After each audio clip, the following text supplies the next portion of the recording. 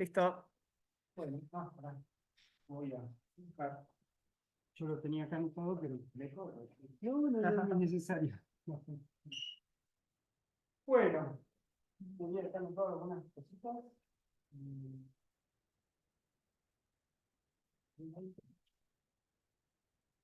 Bueno, finalmente llegamos a algo que había sobrevolado el curso durante muchas oportunidades cuando hacíamos este recorrido histórico, que era la época del 73, tan cargada de interrogantes de tal vez mitos o no, de debates, de qué fue el alcance de aquello, qué fue lo que sucedió.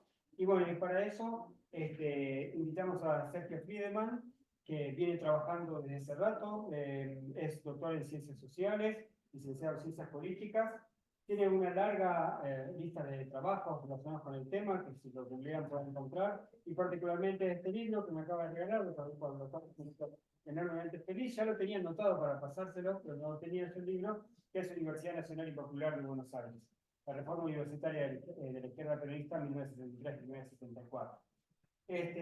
La idea de hoy son dos cosas. Uno es, digamos, este relato histórico, que si se quiere, bueno, tiene el libro, y de lo cual también hay muchas cosas que él también escribió, ver el tema de las cátedras nacionales, tratar de acotar un poco esta experiencia que lo caracterizó, la relación con el movimiento obrero, este nuevo modelo donde la clase trabajadora puede ser objetivo central de la universidad, pero al mismo tiempo, y me parece que también es una cosa muy original, que todo esto transcurre, y más por exactas, con la relación que tenía Rolando García, decano reformista, digamos, participante o testigo que aplaudía en el golpe de Estado de 1955, que luego hicieron un viraje, y lo vamos a encontrar acá encabezando, protagonizando el movimiento del Comando Tecnológico o Comisión Tecnológica, Consejo Tecnológico del Movimiento Nacional Justicialista. Esa transformación está marcada en todo un proceso de organización de los sectores medios, de la universidad también, y bueno, y es un laburo súper interesante que hizo Sergio, y que accedió además a información muy relevante, que va a poder hablarnos de ese vínculo novedoso en la historia entre Perón y Rolando García. Yo creo que los dejo, me voy a sentar muy interesado por escucharlo hacer. Bueno, muchas gracias, Carlos. Hola. Sergio, ¿te puedo pedir un... No se escucha muy bien. Más, ahí va. A ver ahí. No me puedo parar y pasear por el aula, entonces. Parece que no. A ver. A ver ahí. O con el micrófono. Si usara el micrófono. Sí, justo hemos desconectado todo porque pensamos que como más o menos se escuchaba. Bueno. Pero Ahí el se micrófono escuchaba, del lado. pero si él quiere. ¿Ahí se escucha? ¿Ahí escuchan bien Sí, o no? se escucha, sí. Bueno, me quedo Muy acá, no hay poco. problema. ¿Sí? ¿O no? Ok. Se escucha bajito, se escuchaba se mejor escucha con el bajito. micrófono. Y bueno, Se escucha como muy Voy a bajo. volver a... Bueno, vamos a intentar reconectar todo. Banquen. Gracias. ¿Están tomando el micrófono o aquel? A ver. Déjame un segundo. No, debería estar tomando. Qué raro, porque venía a funcionar. Acá. A ver ahí. Hola, hola. Sí, Sí, ahí perfecto. mejor, ahí bien.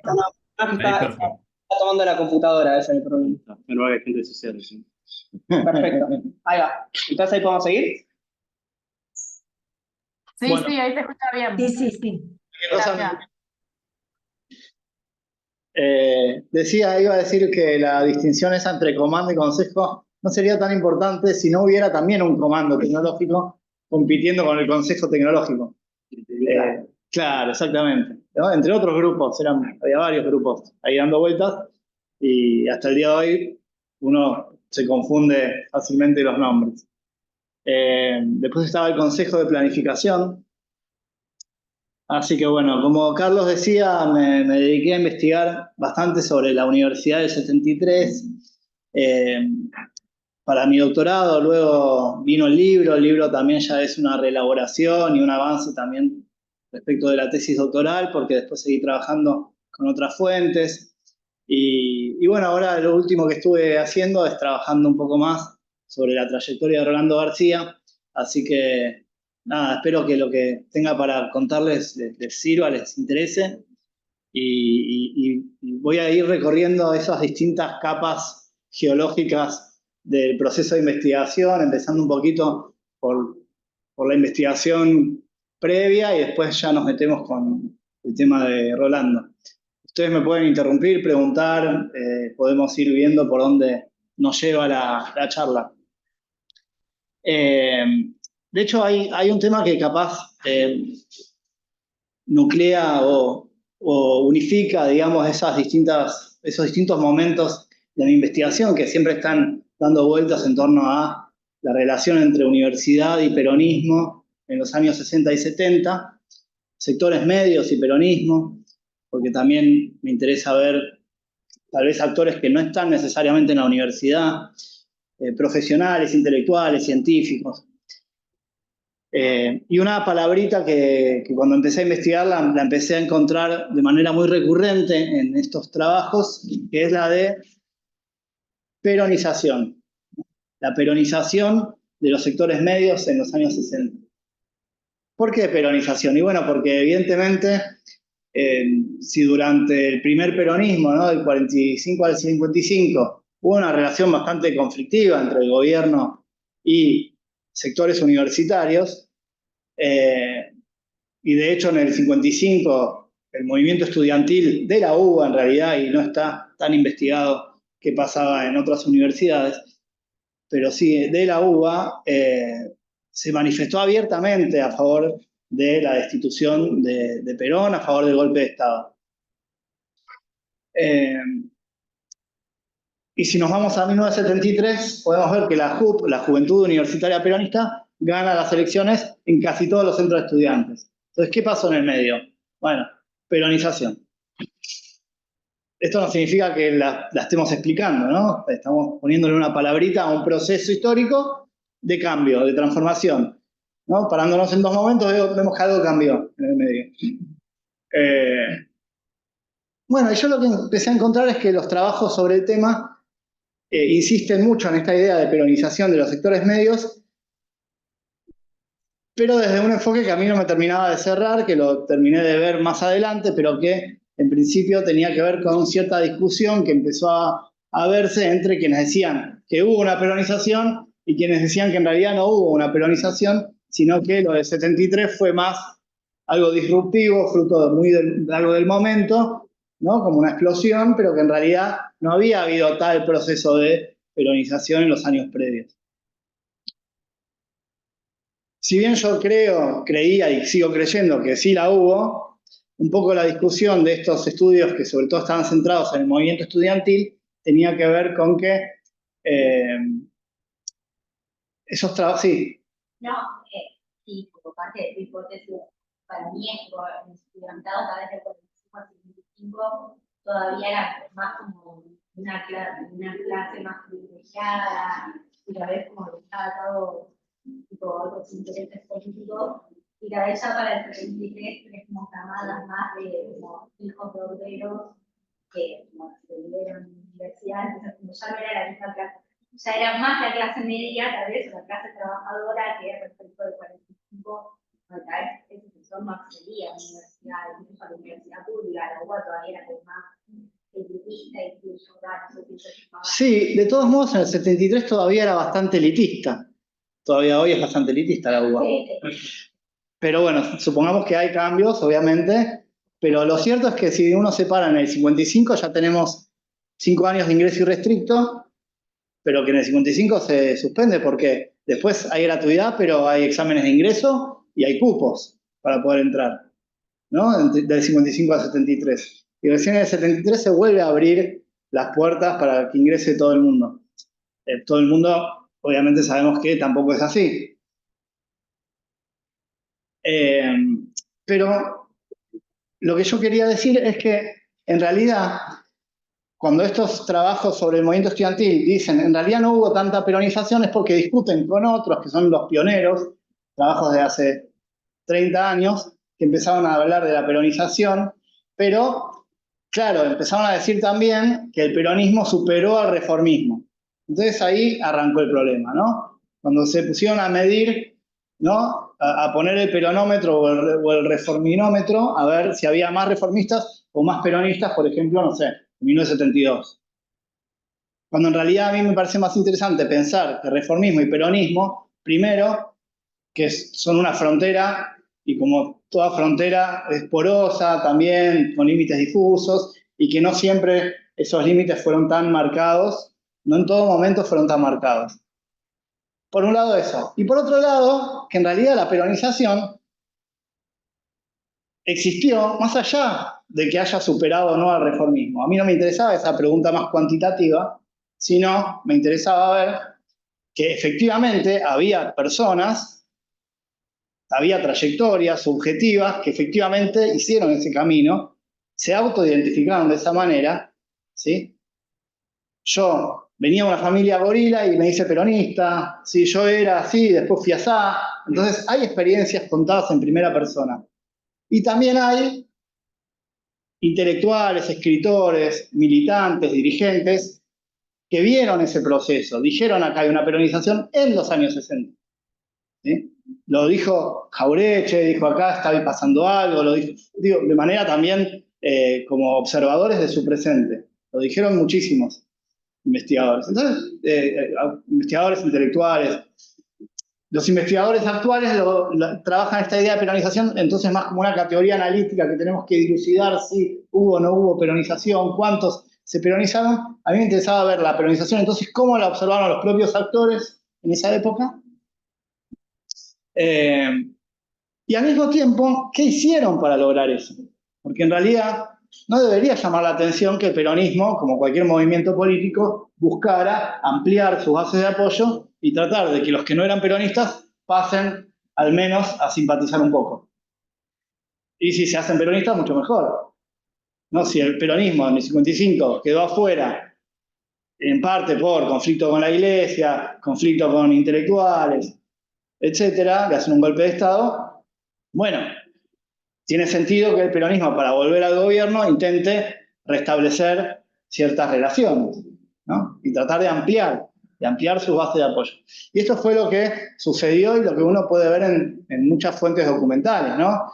Cómo el propio peronismo intenta atraer a izquierdas, a sectores del radicalismo, ¿sí? A estudiantes, a profesionales, intelectuales, científicos.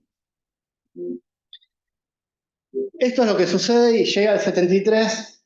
No me voy a poner ahora a contar todo el contexto global, pero hay que tenerlo en cuenta. Mayo francés, movimientos de liberación nacional, auge del marxismo, de un marxismo heterodoxo a partir de la llamada nueva izquierda global. Es decir, una serie de transformaciones a escala planetaria, ¿no? Por ejemplo, en el catolicismo, o sea, curas marxistas, y no solo en Argentina, ¿no? En todo el mundo. Movimientos globales que van a implicar una articulación novedosa de tradiciones políticas, intelectuales, universitarias también. Bueno, yo estudié el caso de la UBA, pero también me detuve a observar qué pasaba en otras universidades porque, a mi modo de ver, es una reforma universitaria, la del 73, impulsada por la izquierda del peronismo, que resulta inconclusa, que no dura más que un año y medio, dura muy poquito, pero que también sucedió en las otras universidades, ¿no? Por eso una reforma integral del sistema universitario. Hablaba de modelos, Eduardo, ¿no? Yo entiendo a los modelos de universidad como también muchas veces el resultado de reformas universitarias. Lo que pasa es que cuando esas reformas son inconclusas, derrotadas o quedan truncas, después no pasan a ser modelos. Bueno, en el caso de la UBA, entonces, yo digo que fue la izquierda peronista porque entiendo que era una zona político-intelectual heterogénea, ¿sí? Otros hablan de la Universidad Montonera. A mí me parece que no es del todo preciso el término porque cuando uno va a ver cada facultad, cada universidad, cada carrera, uno puede ver que hay mayor heterogeneidad, que no es una organización la que conduce todo. Rodolfo Puigros fue elegido rector de la UBA y él no era montonero en ese momento. Es decir, hay una diversidad. De hecho, Carlos recién mencionaba, bueno, en exactas, en ingeniería, en agronomía, en parte en medicina. Hay varias carreras, facultades de la UBA en la que tiene mucha incidencia el Consejo Tecnológico que dirige Rolando García, ¿sí? Que tampoco era montonero, ¿no? Otras facultades donde tienen incidencia grupos profesionales, disciplinares, que se venían ocupando de la temática propia de esa disciplina, ¿no? Como la agrupación gremial de abogados. Un grupo de abogados defensores de presos políticos que eran peronistas, pero no eran montoneros, ni mucho menos. Sí eran de un peronismo revolucionario, más de izquierda, y que en el 73 pasan a ocupar lugares en la Facultad de Derecho. Entonces, yo empecé a ver que en cada disciplina, cada facultad, cada profesión se podían encontrar en los años 60 muchos grupos, porque era un momento en los 60 de mucha creación intelectual, mucha creación político-académica, por dentro y por fuera de las universidades. Y en cada disciplina había, donde uno toca, sale algo, ¿no? Es impresionante. Y lo digo también como investigador que va a las fuentes. Vas a ver qué pasaba en veterinaria. Te encontrás con un grupo de veterinarios peronistas que no sé. Entonces, claro, en el 73 se interviene la universidad porque venía funcionando por la dictadura de Onganía, con un decreto, ¿sí? Con un estatuto aprobado por decreto en la dictadura, con docentes puestos por la dictadura, etc. Entonces el gobierno peronista del 73 dice, intervenimos a la universidad y la ponemos a normalizar. Y había que hacer una ley universitaria, que se conformen los claustros, llamar a elecciones. Todo ese proceso empezó. No terminó, empezó. Llegó a aprobarse la ley universitaria en el 74. Ya vamos a llegar a eso. Entonces decía, en cada profesión, cada disciplina, hay grupos que venían haciendo cosas. Es más, muchos grupos por disciplina de todos los colores políticos, por supuesto. Pero cuando llega Cámpora al gobierno y la izquierda del peronismo es muy fuerte en ese momento en las universidades, reparto de espacios políticos, rosca, ¿sí? Reparto de cargos. Sí, Montoneros era el grupo más fuerte dentro de esa izquierda peronista, pero en cada facultad se iba viendo a quién poner, ¿no? Bueno, uno de esos grupos que tuvo mucha incidencia en a quién poner en cada facultad fue el Consejo Tecnológico de Rolando García. No solo en Exactas. En Exactas asume Virasolo como decano. Los decanos también no duraban mucho tiempo porque era un momento muy conflictivo. En un momento Virasolo se va y hay todo un tema por la sucesión del decano en Exactas, que ya ni me acuerdo cómo fue el orden de quienes fueron nombrados. Creo que después viene Roberto Lugo. Sí. Dussel puede ser, Lugo, renuncia a Lugo y lo nombran a Sadowski, pero no asume, porque encuentra una gran oposición. Hay toda una asamblea estudiantil que decide que Sadowski no tiene que asumir, y ahí hay un tema que a mí me parece que falta todavía investigar un poco. Algo escribió Gabriel Vilmes en La Ménsula sobre esto. Yo sospecho que debe tener que ver con alguna distancia ya con Rolando García en ese momento, pero lo dejo como hipótesis de trabajo para pensar después. En cada facultad entonces van entrando espacios distintos con diversas historias, trayectorias, pero con algo que yo empecé a notar en común, que era esa articulación entre tradición de izquierdas, identidad peronista, ¿no? O un nacionalismo popular revolucionario, como lo llamaba Puigros. Hay distintos nombres que solían poner. A mí me interesan ver las formas en que los propios actores nombraban a estos espacios, a estos grupos. Y Rodolfo Puigros como rector, que era un historiador marxista que había sido expulsado del Partido Comunista en 1946, justamente por su acercamiento al peronismo y por considerar que el peronismo era un momento de avance en el camino al socialismo, a la revolución, etc. Primero, un apoyo desde afuera, diciendo, no, el comunismo tiene que apoyar al peronismo, pero mantener su independencia. Es expulsado, pero durante muchos años insiste en todo caso, con ganar la conducción del comunismo. Arman el movimiento pro Congreso Extraordinario, después que ven que ya no le dan bola, arman el movimiento obrero comunista. O sea, la identidad comunista se mantiene durante varios años. Va a pasar más de 10, 15 años para que ya directamente él se meta en el peronismo más de lleno, en un vínculo con Perón, ¿sí? Se escribe cartas con Perón. Perón le hace el prólogo a uno de sus libros. Siguen siendo libros marxistas, ¿sí? Pero considerando al peronismo como un movimiento, al principio con una mirada esquemática que él todavía tiene del PC, que es pensar al movimiento al peronismo como un movimiento que puede llevar adelante la revolución democrático-burguesa pendiente, ¿no? Entonces, una especie de etapa en el camino hacia el desarrollo luego del socialismo. Bueno, llegan al 73, hay un diagnóstico de la universidad previa, un diagnóstico de que la universidad previa era elitista, que era cientificista, que estaba al servicio del imperialismo. ¿Por qué? Bueno, porque cientificista, porque las investigaciones que se hacían tenían un valor en sí mismo y no se investigaba en función de las necesidades que tenía en ese momento el país, la sociedad, las clases trabajadoras. Había una idea de que la universidad tenía que ser un instrumento, una herramienta y una mirada instrumental de la universidad, un instrumento al servicio de otra cosa, ¿no? ¿Al servicio de qué? De la liberación nacional, de la salida de la dependencia, del socialismo nacional. El imperialismo, ¿por qué? Porque desde las potencias se financiaba las investigaciones que servían a ellos. Bueno, todas las discusiones que ustedes ya deben conocer y que vienen de antes, ¿no? Que vienen de la época de la universidad reformista, entre comillas. Yo le pongo comillas.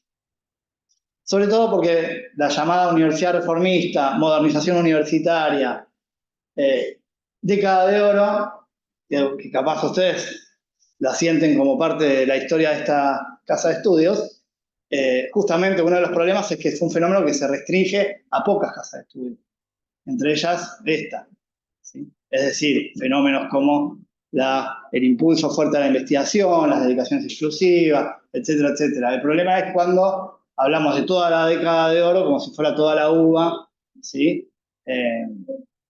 O de la modernización como si fuera un fenómeno extendido a toda la sociedad.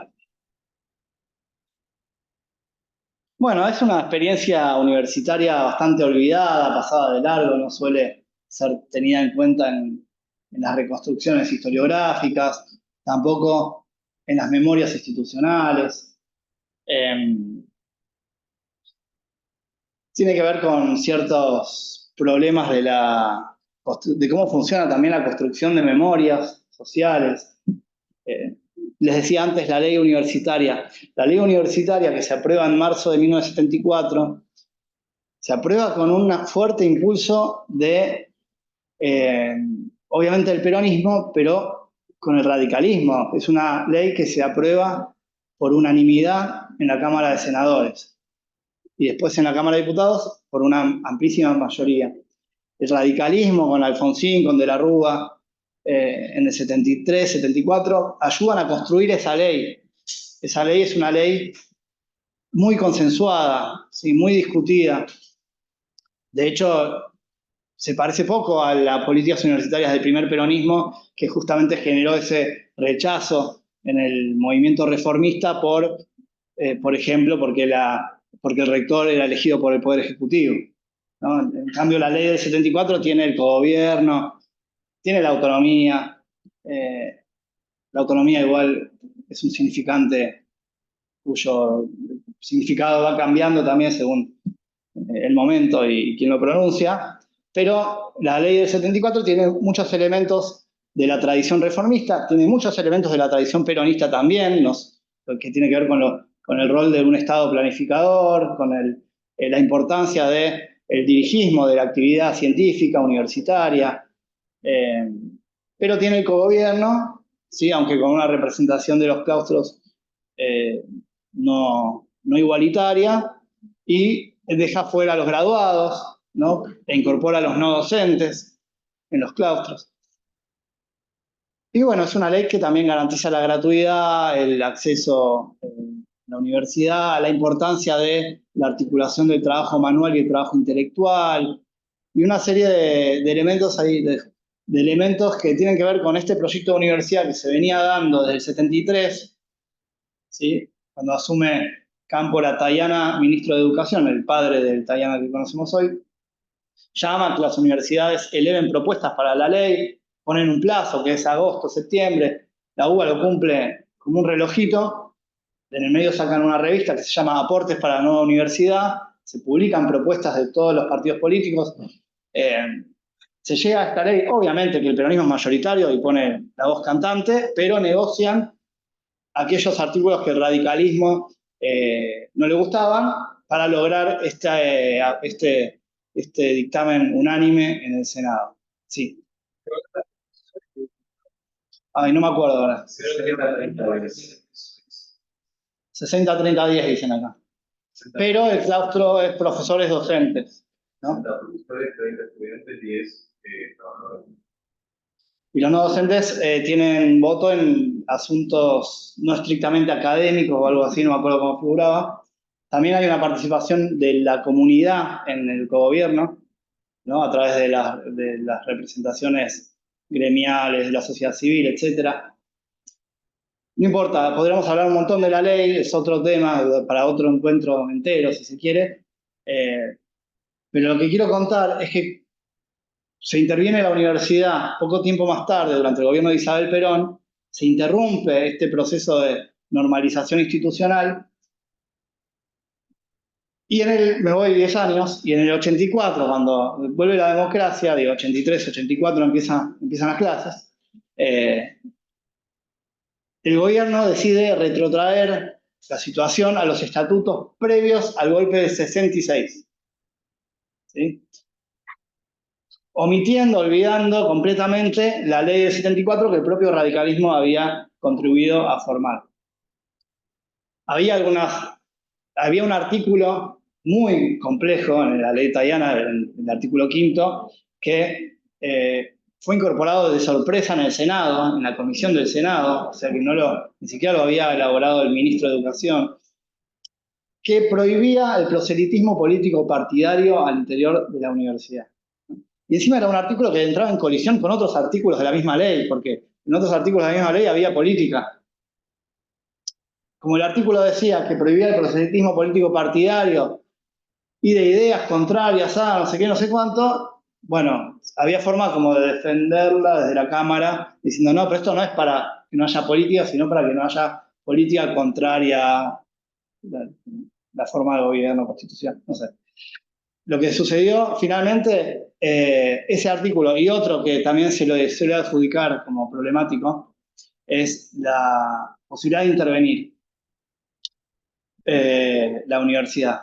Pero yo, ahí veo cara, perdón, pero toda ley que da autonomía, toda ley estatal, soberanía nacional, que da autonomía a un ente, también tiene causales de intervención. La tuvo también la ley de educación superior, nos gusta o no nos gusta. Eso fue otro motivo de rechazo, sobre todo en las investigaciones más actuales, ¿no? Pero también tenía la causal de intervención y decía que por subversión, entonces aparece la palabra subversión, sí. 84 se podía retomar la ley, sacar todos los artículos que se quisieran, cambiar todos los artículos que se quisieran. Lo que yo marco es simplemente el olvido de aquella experiencia, el pasarla de largo, no la defiendo, simplemente me llama la atención que el mismo espacio político que había contribuido a esa ley decidiera retrotraer al 66, o me llama la atención, o más bien se me hace una pregunta de investigación a partir de eso, que tiene que ver con la construcción de memorias, con los modos de procesar el pasado reciente, los años 60 y 70, después de los 80. Cómo procesar ese pasado de violencia política, ¿no? De radicalización, ¿qué hacer con eso? ¿Qué hacer con los años 60 y 70? Que para los propios actores fue muy problemático eso, en muchos casos, ¿no? Y eso generó en buena medida esa imposibilidad o dificultad de procesar los 60 y los 70, creo yo, derivó en que también desde el campo de la investigación científica académica no hayan existido hasta hace poco tiempo muchos estudios sobre esas experiencias académicas, científicas,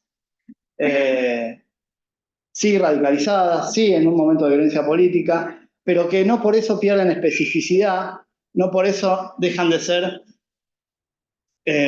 proyectos político-académicos, institucionales, políticas de investigación. Hubo una política de investigación en la Universidad del 73, ¿no? Y muchas veces se cree que no, que en realidad era todo política. Y esa frontera universidad-política es una construcción que se realiza desde un presente, ¿no? Después retomamos eso. Pero sí existió, hubo 28 planes de estudio que fueron modificados entre 76 y 74. Todas las facultades reformaron sus planes de estudio. Y están ahí, son papeles amarillos que nadie investigó nunca. Y cada plan de estudio de cada carrera tiene detrás discusiones, discusiones de esa disciplina, ¿no? De cómo tiene que ser esa disciplina. Bueno, Carlos, sí. ¿Esos planes de estudio llegaron a...? Sí y no. La mayoría se modificaron en el verano del 74 y se empezaron a implementar las materias de ese primer año, ese primer cuatrimestre, y en septiembre del 74 se interviene la universidad y se dan de baja. Así que muy poquito, pero uno puede ir a ver.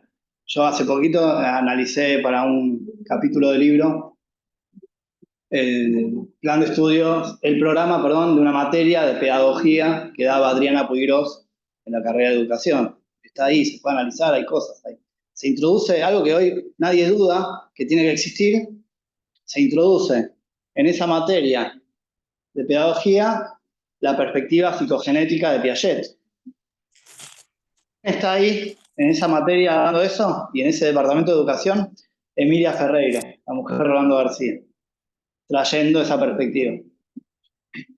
Ahora, esto, ¿cómo podemos acomodar esto que acabo de decir con la idea que suele circular de que, no, en realidad en el 73, nada, se leía Perón, a Fidel Castro, pura política, la política contaminó el campo académico? Podemos pensar cómo era la relación entre política partidaria, universidad. Esto nos abre preguntas que son las que trabajé ahora para el texto de Rolando García. Pero evidentemente hay ahí una perspectiva disciplinar, profesional, que también puede ser analizada, ¿no? No tiene que ver más que nada con la relación de fuerzas hacia el interior del propio peronismo, las que terminan definiendo cómo es visto puro ese proceso. Digo, es el propio peronismo el que termina cerrando de alguna forma ese proceso educativo del 73.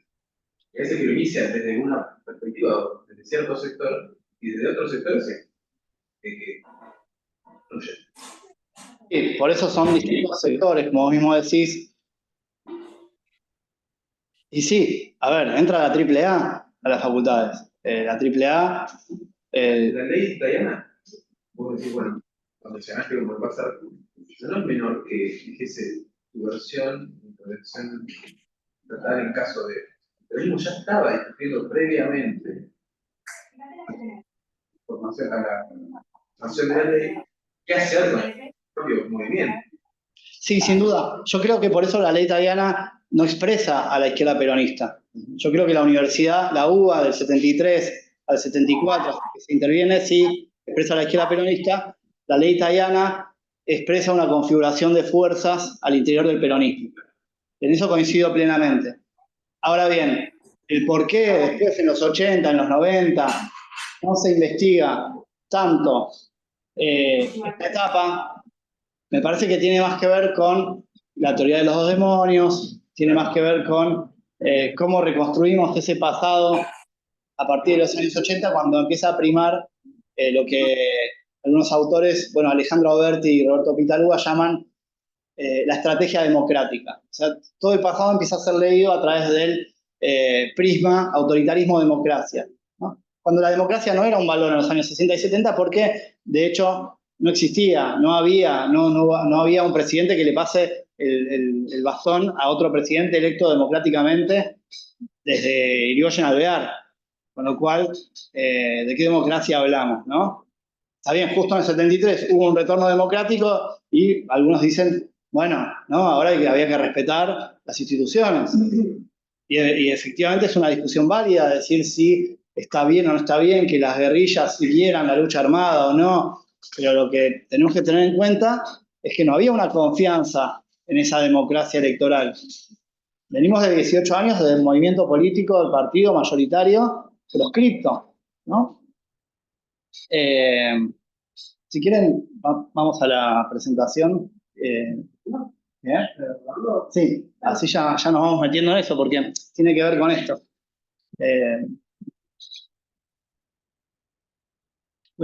Carlos nombraba las cátedras nacionales porque son una experiencia muy conocida de la carrera de sociología. Las cátedras nacionales, según yo las entiendo, son una experiencia que va del 67 al 71, ¿sí? Una experiencia disruptiva dentro de la carrera de sociología. Son un par de materias, pero que tienen mucha repercusión. Los estudiantes las empiezan a llamar cátedras nacionales. Pero esa es la experiencia que sucedió en la carrera de sociología. Después había en otras carreras, en otras disciplinas, en otras profesiones, experiencias novedosas como la revista Ciencia Nueva, ¿no? De gente que venía de las exactas. Y lo que sucedía en nuestra propia facultad, ¿no? Que no es asimilable a lo que estaba refiriendo a sociología, bastante distinto. ¿Qué sucedía en el 67, por ejemplo? Sí, sí, yo entré en el 69, como primer año de carrera aquí. Sí. Y fui el último presidente del CDQ, Centro de Ciencia de Economía Química, que se unificó con los otros dos centros en el 72. Así que tengo, por lo menos en la memoria, una visión de lo sucedido. Y sí, bueno, cada facultad, cada lugar era un mundo.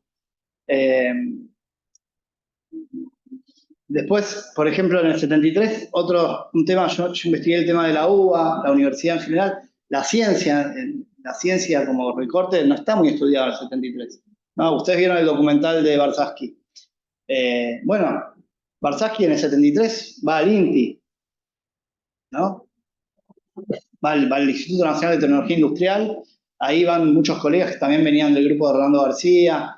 Hay espacios científicos que no han sido estudiados. El CONICET, ¿no? Que no fue un centro de reforma, de hecho estuvo en disputa ahí, apareció un cartel que decía fuera Rolando García y su comparsa Trosca. Pero son espacios, digamos, de disputa que obviamente que las disputas al interior del peronismo condicionaron todo. Y de hecho fue lo que hizo que terminara esta experiencia, ¿no? En agosto-septiembre del 74.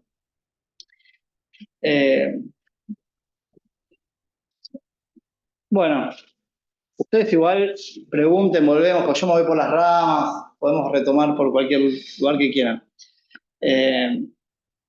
Bueno, si querés pasar a... Esto, pasalo porque también. ¿También? Bueno, no, volvé. Un poco las fuentes con las que trabajé, digo volvé porque acá está la colega que trabaja en el archivo de la facultad, capaz le interesa. Trabajé con correspondencia de Perón, que están, aunque no lo crean, en California, en buena medida, en el Instituto Hoover de la Universidad de Stanford. ¿Cómo llegaron ahí? Porque la compraron. ¿Y quién la vendió? Bueno, entonces me metí en ese tema del archivo, y por qué, y cómo fue, quién la vendió, y estoy viendo, estoy en eso, pero, a ver, el archivo personal de Perón, lo que era el archivo personal de Perón, ¿no? Como si fuera el archivo personal tuyo, que todas las cajas que tenés en tu casa, ¿no? Mañana te morís, alguien va y dice, este es el archivo personal. No existe porque está totalmente desperdigado, ¿no? Supongamos el archivo que quedó en Madrid. Tampoco. El archivo que quedó en Madrid cuando Perón vuelve a la Argentina. Hay muchas manos ahí que se metieron. Hay una muy grande cantidad de correspondencia que en general es la que él recibió, porque es el archivo de él. Alguna copia que guardó de las que escribió él, borradores de textos que él escribió, pero mayormente correspondencia recibida. En buena parte está en la Universidad de Stanford, otra buena parte está en el Archivo General de la Nación, pero esto apareció en el 2000 y pico, 2010. Está Cristina Fernández presidenta, Neil Agarré en el Ministerio de Defensa, y encuentran unas cajas en un edificio de la Fuerza Aérea, custodiadas. ¿No? 30 años custodiando unas cajas hasta que aparecieron. Y ahí las mandan a Casa Rosada, ahí las mandan al Archivo General de la Nación. Ahí tenemos otra cantidad de cartas.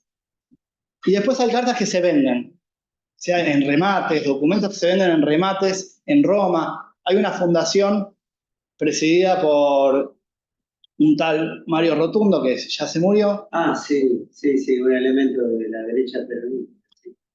Bueno, él decía que había heredado los bienes de Perón, pero no tenía papeles.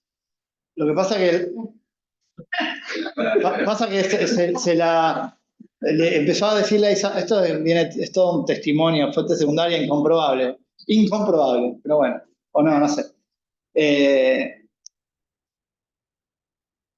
Bueno, le empieza a decir a Isabel que Perón le prometió no sé qué, no tenía nada escrito, pero un día Isabel, en los sueños, Perón le dijo que sí, que era para este señor todo. Así que, no sé. Sí. Y este señor armó una fundación. Armó una fundación por la paz en la que supuestamente hace beneficencia, entonces vende cartas de Perón y con esa plata construye una estatua de María Teresa de Calcuta. Perdón. ¿Qué? Es así. Entonces se vende. Entonces, posiblemente el Instituto Hoover le compró a esta gente, porque a mí no me quisieron decir a quién le compraron. Ese instituto lleva el nombre del creador de la CIA. Claro, porque fue un instituto creado para recolectar materiales sobre la Guerra Fría. Además, después se amplía. Hoy es un instituto súper académico, espectacular, se trabaja muy bien. Pero bueno, hay que pagarse el pasaje e ir hacia allá. Va a entrar y ve las cartas. No. No. Se pueden pedir algunas. Sí. No las ofrecen digital al público, digamos, pero se pueden pedir. En pandemia empezaron como que se podía pedir, entonces podías pedir una cantidad limitada, porque...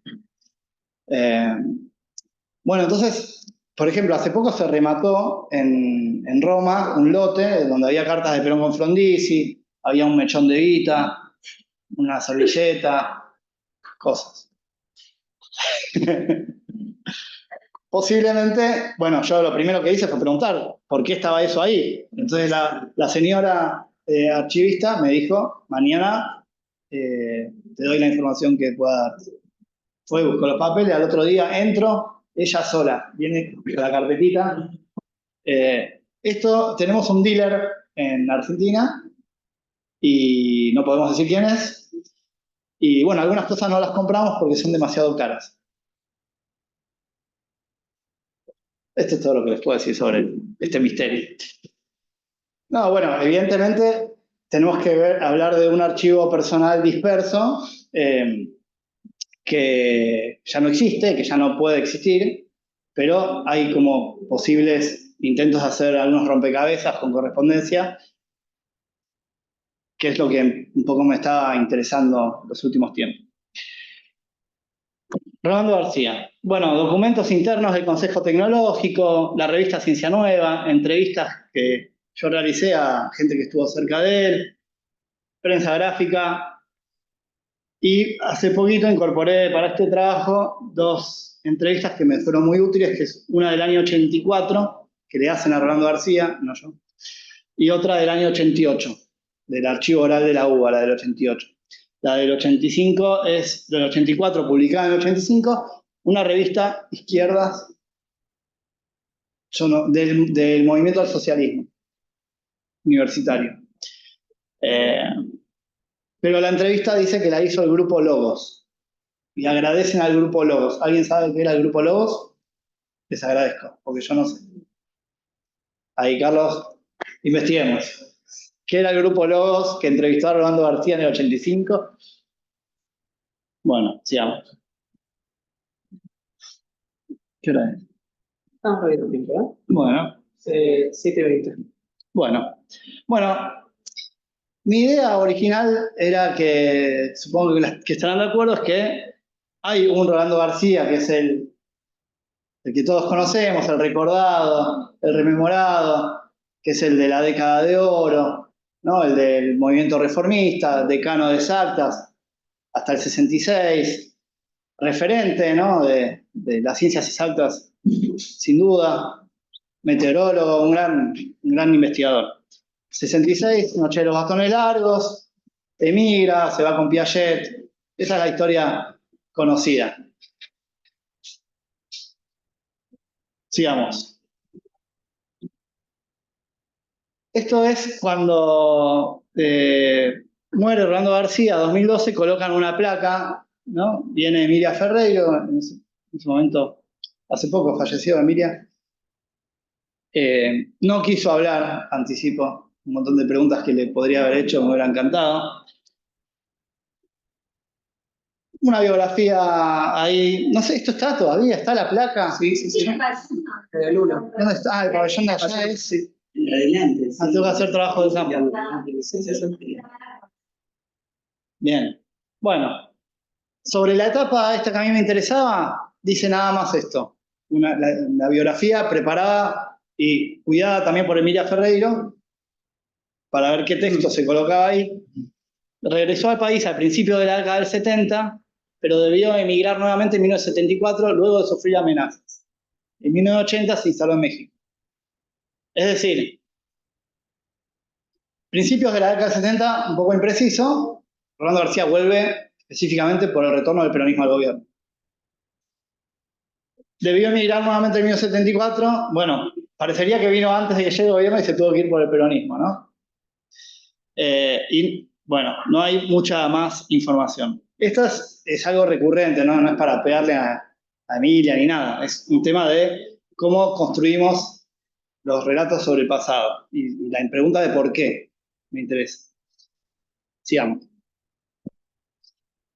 El otro Rolando García, el omitido, el olvidado, es este que la revista Panorama pone científicos, el Consejo de Perón, Rolando García en la estrategia de Perón y en el cuerpo del texto. En los últimos años se atrevió a dar un salto casi escandaloso. Conocido por su trayectoria de izquierdista liberal, durante los años 60 fue acercándose lentamente hacia el peronismo. Revista Panorama, 1972. Sigamos. Entonces, tiene una primera reunión con Perón en 1968, después tiene más reuniones, aparentemente no hay registros. Una última reunión que sabemos es la de marzo de 1972, vuelve a la Argentina en abril de 72, ya cuando se anuncia el Consejo Tecnológico y empieza a trabajar. Se conforma en julio. ¿Sí? Sigamos. La pregunta acá es, la pregunta que a mí me movió, ¿cómo fue que se encontró con Perón? ¿Cómo sucedió esto?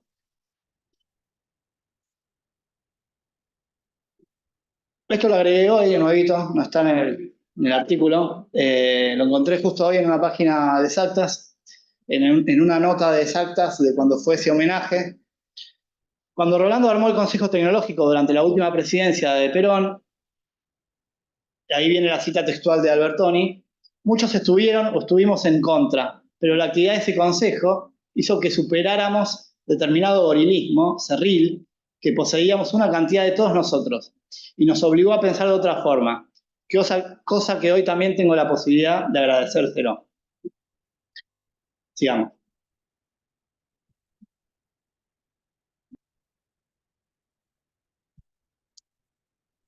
Bueno, Marcelino Cereijido, lo deben conocer también. Esto fue una comunicación personal por correo electrónico cuando yo estaba haciendo el doctorado.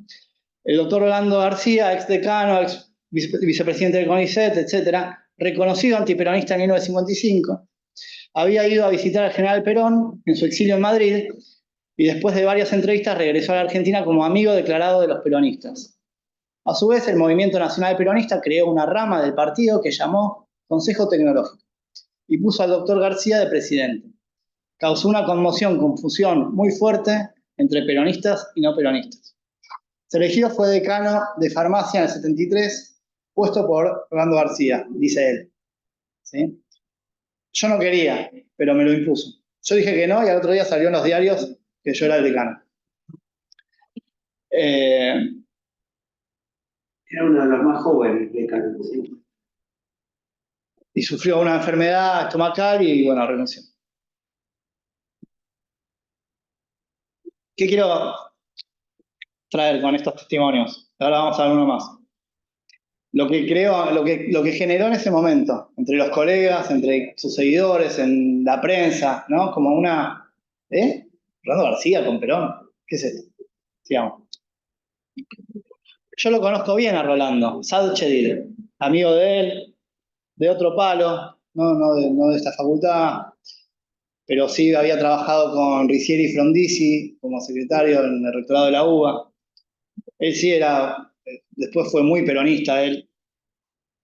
Yo lo conozco bien a Rolando. Él no haría nada que lo acusaran a Rolando de traidor porque había ido a verlo a Perón, pero Perón lo llamó. Y esto aparece todo el tiempo. También hablé con Roberto Lugo. Todo el tiempo aparece, pero Perón lo llamó, ¿eh? No es que a él se le ocurrió ir. Sigamos. Bueno, ¿qué encontré yo en la correspondencia de Perón y demás? Primero, bueno, la correspondencia de Héctor Villalón con Perón, un dirigente del peronismo, uno de los fundadores del movimiento revolucionario peronista, el MRP, que es un espacio que se crea en el 63-64 junto con Gustavo Rearte, que armó también la Juventud Revolucionaria Peronista, que es un primer espacio, primero no, borren eso, pero por la época en que fue creado es bastante pionero en el sentido de impulsar fuertemente una agrupación al interior del peronismo que se ocupara de la cuestión insurreccional, ¿no? De pensar la vía insurreccional del peronismo. Organizar eso que desde el 55 se había dado de manera un poco más caótica y anárquica, que fue la resistencia peronista, pero esto también entró en competencia con Cook, que al mismo tiempo armó la Acción Revolucionaria Peronista, ¿no? Y Villalón y Cook, de alguna forma, se disputan al mismo público en ese sentido, y también se disputan después, más adelante, del 63-64, la relación del peronismo con Cuba, ¿no? La representación del peronismo en Cuba. No importa en realidad mucho quién es Villalón para esto que quiero contar, pero es un dirigente del peronismo que de hecho en el 64 rápidamente es desautorizado por Perón porque se da a conocer un operativo que tenía que ser clandestino y salta, entonces Villalón es expulsado, queda como en un lugar marginal y de hecho va a ser un personaje muy oscuro dentro del peronismo, Villalón. Incluso involucrado después en el secuestro, después de la dictadura, en el secuestro de un empresario italiano. Un tipo muy extraño del que se sabe muy poco, también se sabe que vive en Brasil, pero no hay nada de él ahora, no se sabe nada. En fin. El tipo le escribe a Perón y hay muchas cartas, podríamos hablar de la correspondencia ahora, pero hay tipos de cartas, ¿no? Hay muchas cartas que son de presentación, bueno, alguien va con la carta y le está presentando ¿no? Bueno, Villalón le presenta de alguna manera a Rolando García a Perón. Entonces le escribe. El doctor Orlando García lo visita para que tengan una charla, yo creo que va a servir para esto y lo otro. ¿Para qué va a servir? Bueno, para que el verdadero mensaje de Perón llegue a los argentinos. Orlando García es una figura muy prestigiosa, tuvo que emigrar por la dictadura, tiene una influencia enorme sobre casi todos. yo creo que la entrevista va a ser muy útil a los fines, bla, bla, bla. Esto es lo que a mí me hace ver, bueno, hay dirigentes del peronismo haciendo cosas para que esa peronización de los universitarios suceda. No fue algo puramente espontáneo, como parecía, según algunos estudios, y como parecía ser negado también por otros estudios. Digo, no hubo esa peronización tan espontánea, sí la hubo, bueno, no, los reformistas eran más, eran menos. No, acá podemos ver cómo hay acciones, proyectos políticos para lograr, en todo caso, que reformismo y peronismo, que ni siquiera aparece la idea de reformismo ahí. Villalón lo caracteriza como, los caracteriza como gente progresista o de la izquierda nacional, intelectuales de izquierda, ¿no? Con los que hay que dialogar, etc. Sigamos.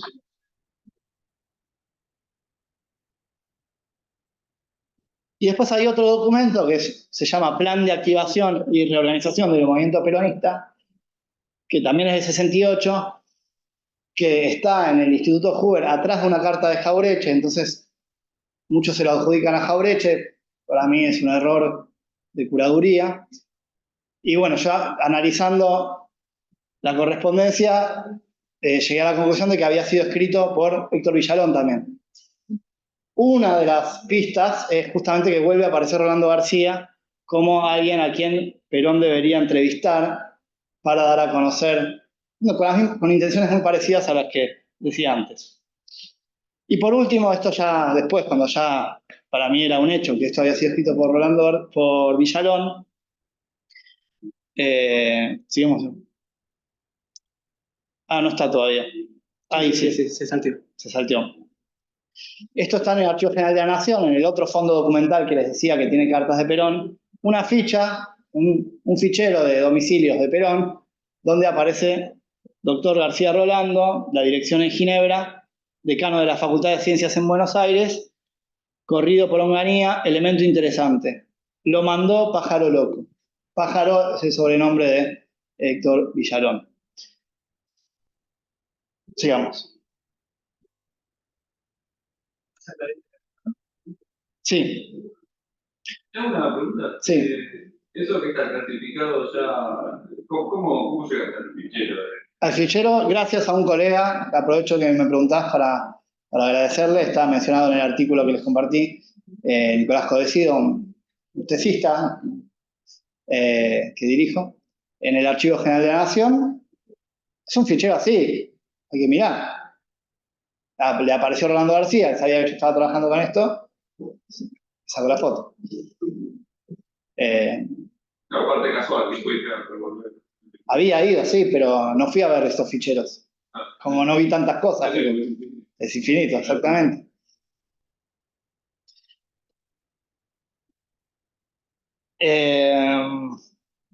Bueno, entonces, ¿cómo se dio el encuentro con Perón? Era la pregunta. Bueno, evidentemente, Villalón tiene un rol activo. ¿Por qué? ¿Qué tiene que ver Villalón con Rolando García? O sea, los perfiles no encajan, pero ni un poquito. Ginebra. La ciudad de Ginebra. Tanto Villalón con su esposa Irene Lieberman, Rolando García con Emilia Ferreiro, están radicados en Ginebra. No puedo decir más. Se encontraron en la calle, iban a un club de exiliados argentinos, Emilia Ferreiro y Irene Lieberman eran amigas, iban a un curso, García lo buscó a Villalón porque se quería encontrar con Perón, Villalón lo buscó a García porque le parecía efectivamente que, bueno, todas esas especulaciones no las tenemos. Lo cierto es que si uno se queda con un tipo de fuente, que son los testimonios de todos los antiguos reformistas de actas, te dicen todos, no, Perón lo llama García. Esto no es mentira, acá no es verdad o mentira. Ese es el testimonio que tenemos, que Perón lo llama. Es seguramente lo que García contó. Perón me llamó. Entonces los demás dicen, Perón lo llama García. Y para Perón, un elemento traído por Pájaro Loco. Interesante. ¿Sí? No significa que no lo llamó. Sí, capaz lo llamó. Pero ¿vieron la diferente perspectiva que podemos tener viendo distintos tipos de fuentes?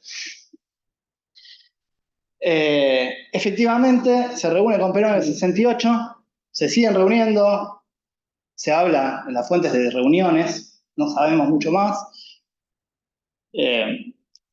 Tampoco fue una investigación que yo dije, voy a hacer todo lo posible por lograr responder estas preguntas, como que fue un hallazgo no previsto, se fue dando, yo había investigado la Universidad de 73, no era mi tema central, entonces seguramente hay preguntas que se podrían haber respondido con entrevistas que no hice, acá no es que me maté tratando de responderlas. Hice varias entrevistas, sí, y se repetía esto. Se repetía, ¿no? Lo llama Perón. De hecho, Lugo, yo le dije, bueno, había un Villalón que dice que no sé qué. Ah, mira qué interesante, no sé qué. Puede ser, ¿eh? Pero no, él fue solo. Él lo llamó Perón. En fin. Otra pregunta es, ¿por qué ahí hay uno que dice que lo iban a decir traidor si él iba y no era que Perón lo llamó? Entonces, por más que haya sido cierto que Perón lo llamó, pongámosle que Villalón le dijo a Perón y Perón lo llamó. Si es cierto, ¿por qué tanta insistencia en eso? ¿Y por qué sería un traidor si no fuera así? ¿No? Bueno, evidentemente porque era parte de una red de sociabilidad de colegas mayormente antiperonistas, ¿no? Que García se peroniza o no, o adhiere al peronismo, la vamos a ver, y va logrando también que lo acompañen algunos, otros no. Con Sadowski, por ejemplo, se distancia por esto. No está de acuerdo Sadowski. Crean el Consejo Tecnológico, Ciencia Nueva publica el documento fundacional, Ciencia Nueva se empieza a involucrar bastante, de hecho el staff, hay muchos que acompañan a García en el Consejo Tecnológico, pero también se sigue mostrando como relativamente heterogénea, publican cosas de otros grupos, digamos. En marzo del 73, ya Rolando García, totalmente inmerso en el Movimiento Nacional Peronista a través del Consejo Tecnológico, propone crear un Ministerio de Ciencia y Técnica. Sigamos. En abril del 73, Montoneros y FARC, las Fuerzas Armadas Revolucionarias, otra guerrilla con las que después se unifican, le elevan a Perón un organigrama de quiénes les parece que tendrían que ocupar los lugares más importantes en el Estado. Ternas, en muchos casos. ¿Sí? Y ahí aparece Rolando García propuesto, no en una terna, en el caso de él aparece solo, como ministro de Obras y Servicios Públicos. No va a tener ese cargo, va a tener el de asesor provincial de desarrollo en la provincia de Buenos Aires. En este organigrama montonero, que es un documento de los que se vendió en Roma, pero lo publicó el Tata Joffre en uno de sus libros,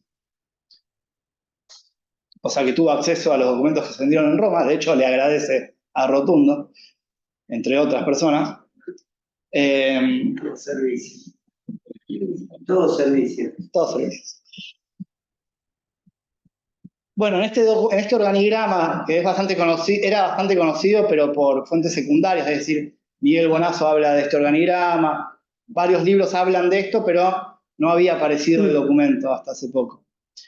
Tiene 5 páginas, aparecen unas 80 personas, antes se hablaba de 300 personas, no sé si habrá otro listado, yo conté 80 más o menos.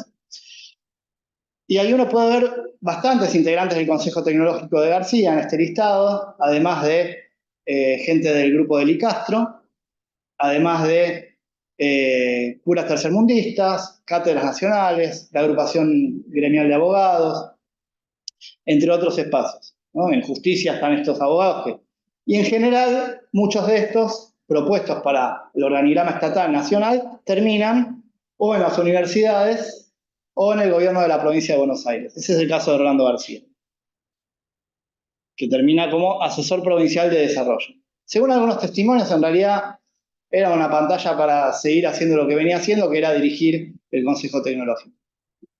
Sigamos.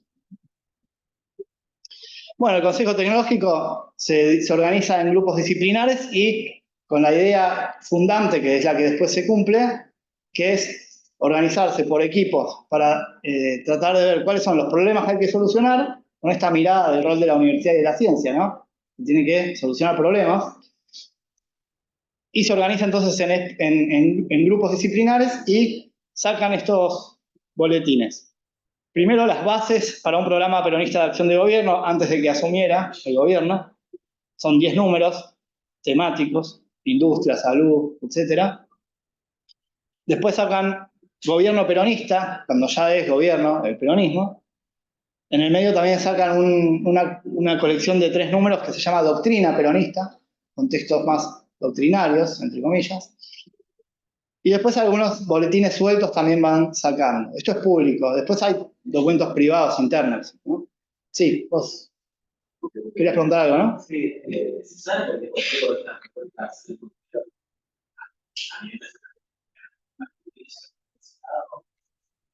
Bueno, aspiraban a más de lo que la conducción del peronismo estuvo dispuesta a dar. De hecho, según las fuentes estas testimoniales, Abal Medina, que sacó un libro hace poco, Miguel Bonazo, gente que venía hablando de este episodio, dicen que desconcertó bastante a Perón, como estos muchachos pretenden demasiado, y también a Cámpora. El listado se elevó a Perón, a Cámpora. Y por otro lado, la disputa de Perón con la izquierda peronista no es del día que se van de la plaza el 1 de mayo, es previa. Entonces, incluso si nos olvidamos de la disputa más vertical entre el líder y un sector del peronismo, y lo pensamos más en términos de los distintos sectores del peronismo, ¿no?, que se disputaban poder hacia el interior del movimiento, bueno, también había que repartir. De hecho, hubo un famoso 25% de los cargos porque el peronismo se venía organizando en ramas, ¿no? Desde el peronismo clásico, rama sindical, rama política, rama femenina. En este contexto de auge de la JP, de la Juventud Peronista, campaña electoral con fuerte rol de la izquierda del peronismo a través de la JP justamente, se incorpora la cuarta rama, la juventud. Y la tradición decía que cada rama tenía antes 1/3 de los cargos, bueno, ahora tenía que ser un 25% de los cargos. Esto no se cumple, ¿no? En las listas de diputados, etcétera, no se llega al 25%. Hablando de cartas, de hecho hay una carta de Galimberti como representante de la juventud ante Perón. Dice, bueno, no nos dieron el 25%, pero estamos bastante bien. Uno podría decir, bueno, premio consuelo, gobierno de las universidades y provincia de Buenos Aires. Evidentemente había gente que quería más, Rolando García quería más, Ortega Peña quería más, muchos querían más y terminan postando a Ortega Peña en un lugar bastante bajo en la lista de diputados, porque la asume después porque reemplaza a alguien que renuncia, otra historia de esa renuncia, etc. Bueno, según testimonios de gente muy cercana a Rolando García esperaba efectivamente ser ministro tener un ministerio encargado de una planificación estratégica estatal, después aparece esto del Ministerio de Ciencia y Técnica, y bueno, termina como un asesor provincial en Buenos Aires. El gobierno de la provincia de Buenos Aires es otro espacio donde la izquierda peronista resulta hegemónico en el sentido de que logran meter bastantes cargos. El gobernador. El gobernador, Oscar Videgain. Oscar Videgain, las hijas militaban en Montoneros, pero el vicegobernador era del sindicalismo y es el que después queda como gobernador cuando Victorio Calabró. Cuando le piden la renuncia a Videgain. Antes de que le pidan la renuncia a Videgain ya tiene varias crisis, en una de esas crisis renuncia a Rolando García. ¿Sí? Lo echan por su ideología izquierdista, pero ponen a un Montonero en reemplazo, o sea que seguía ahí en disputa en esos espacios. Bueno, sigamos. ¿Estos están Sí. disponibles? ¿En dónde? Algunos están en internet, otros... lamentablemente había una página que los había subido todos y yo no los bajé, que era Ruinas Digitales, que... ¿Los tenés todos? ¿Vos lo tenés? Buenísimo. Ah, bueno. Sí, yo tengo algunos en papel, tengo algunos en digital que fui consiguiendo, pero no tengo todos. Así que, buenísimo. Bueno, ahí vuelvo al tema de los trabajos de la memoria, de por qué entonces esta omisión y cómo el propio García recordó y narró. Sobre esto habló muy poco, pero me interesó ver cómo pensó el peronismo, ¿no? Sigamos.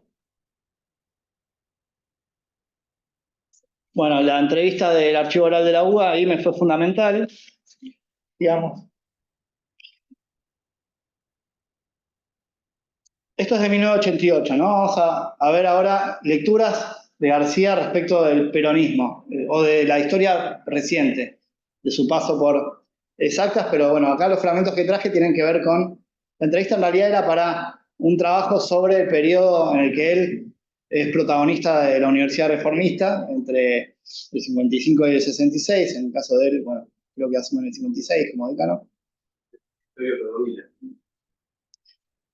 Sí, la mirada es un juego que dice solamente incorporar una mirada de la época similar, no es que García fuera del PC, pero dice, a los 2 años apareció la Revolución del 43, yo era muy antifascista, muy antinazi, furiosamente antinazi, y bueno, el peronismo apareció ahí como fenómeno fascista. Sigamos. Pero yo estuve muy perturbado durante el peronismo. Yo me acuerdo del 17 de octubre, por ejemplo. Yo trabajaba en el servicio meteorológico. Paréntesis. García gana una beca lanzada por el gobierno peronista para irse a Estados Unidos y primero entra al servicio meteorológico por un concurso abierto impulsado por el gobierno peronista. Trabajaba en el servicio meteorológico, vivía en Plaza Italia, tomaba el subte, bajaba, cruzaba Plaza de Mayo, crucé ida y vuelta a la Plaza de Mayo y yo confieso, es decir, y bueno, pero yo pertenezco a esta gente, no a aquella. A esta gente la que está en la plaza el 17 de octubre. A mí ya se me produjo un caos en la cabeza. Yo pertenezco a esto, no pertenezco a aquello. 17 de octubre todo el mundo sabe, ¿no? Manifestación para liberar a Perón que había sido llevado a la isla Martín García preso por el gobierno del cual él mismo había formado parte, ¿sí? A partir del golpe del 43, espacio del ejército heterogéneo, donde había mucho nacionalismo católico de extrema derecha, que fue muy fuerte eso en educación y universidad, ¿no? Después esto va cambiando según provincia, nación, es como diverso, ¿no? Lo que va sucediendo. Y después vuelve, pero había mucho fascista metido y mucho nazi en el movimiento, ¿no? Y voy a anotar la palabra perturbado, sigamos. Él viene de Azul, del campo, de la vida rural, y se conocía bien la vida del peón de campo, me ganaba la vida como un boyerito, y conocí bien la transformación que hubo con el estatuto del peón que puso Perón. Eso fue otra cosa que a mí me impactó. Pero fue un lento proceso de evolución, de, bueno, acá hay un poco de fermento de una cosa popular que es distinto, ¿no? Va como tirando estas escenas medio contradictorias, sigamos. Respecto del golpe del 55, él dice que se entera estando en Estados Unidos, hablando por teléfono con un colega, y García le dice, pero estos son peores que los del gobierno, los que llegan en el 55 al poder. Los ultranacionalistas de extrema derecha. Eso sí digo, no sé si estuviera allá, a lo mejor tomara el fusil en defensa de Perón. Esto es lo que Rolando García dice que le dijo en el 55 a su contacto en Argentina. Esto lo dice en el 88. Sigamos. El golpe del 55, se interviene la UBA, Romero, rector de la UBA, Babini, decano de exactas, y estos nombramientos, dice, y dije la pucha, ya está pasando algo. Fueron esos 2 nombres, me quedé muy perturbado. Y a los 2 días pedí licencia y me vine. De nuevo perturbado, ¿no? La idea de perturbación vuelve cuando él tiene que dar cuenta de, por un lado esto, por otro lado esto, como escenas contradictorias. Sigamos. Bueno, y hay una cuestión que yo no había dicho antes, que me olvidé, que es importante conocer, que también por eso me parece que la idea de modernización universitaria y demás hay que matizarla un poco, que tiene que ver con que se prohibió por decreto que los peronistas se presentaran al concurso docente, ¿no? Por decreto, está la norma, la podemos ver.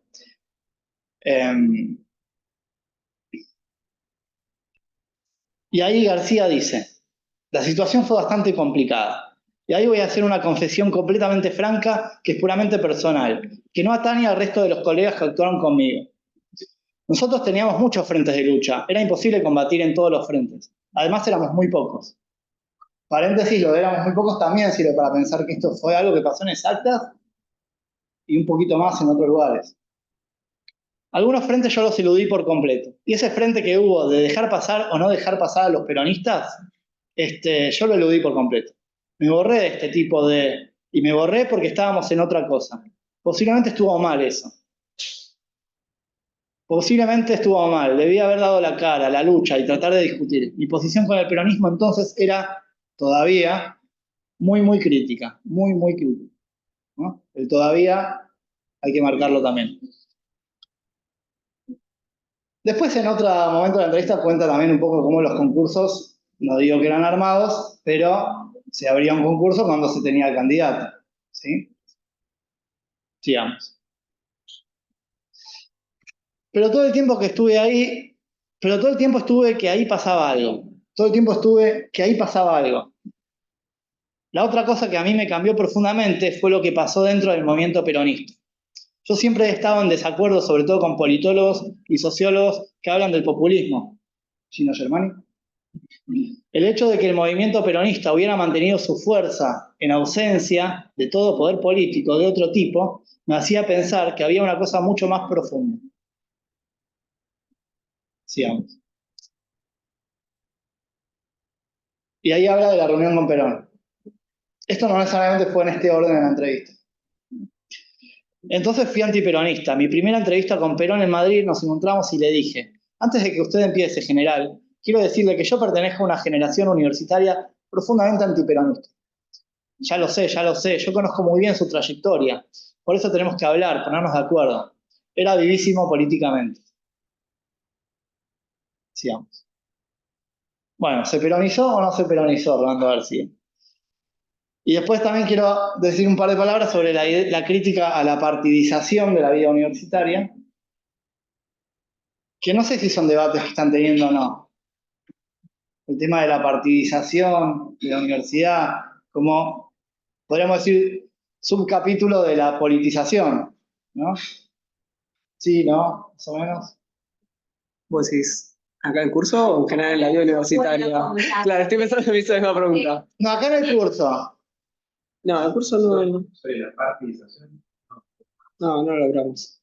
Afuera siempre está presente. Siempre está presente. Sí. Hubo un interclaustros hace un mes que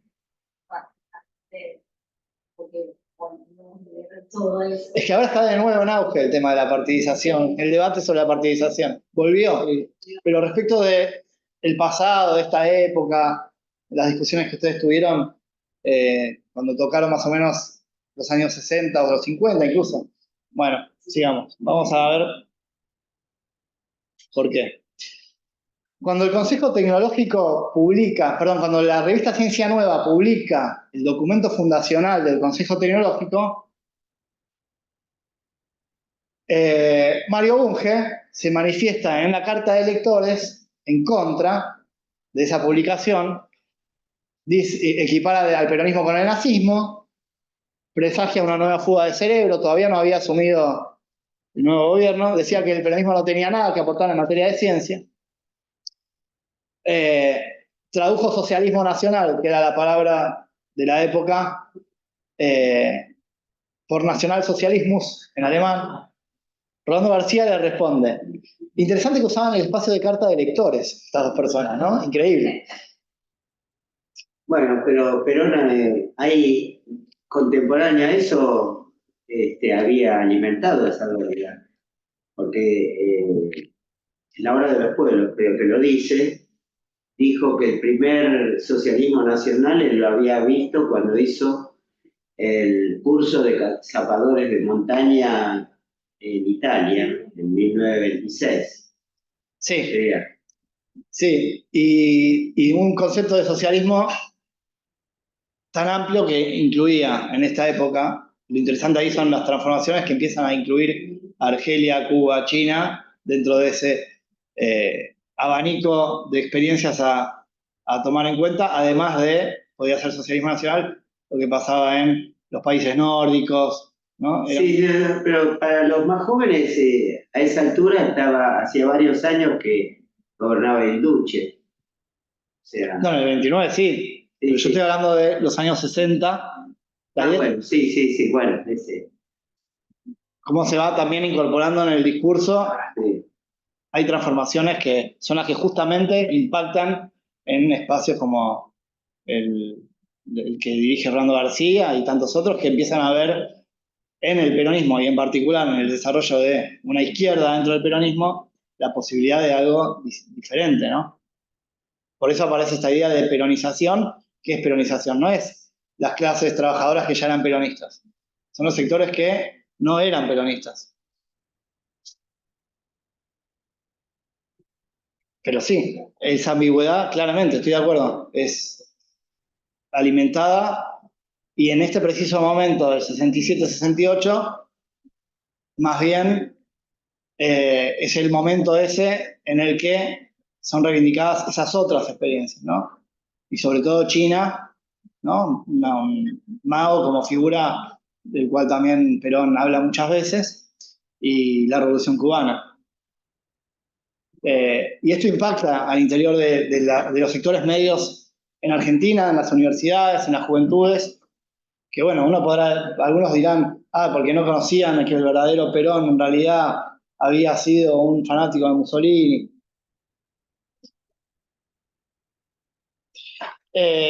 No, pero es interesante confrontarlo con el péndulo de él mismo, del propio Perón en esos años, que hay algún momento de discusión, yo voy a comentar mi visión. Sí.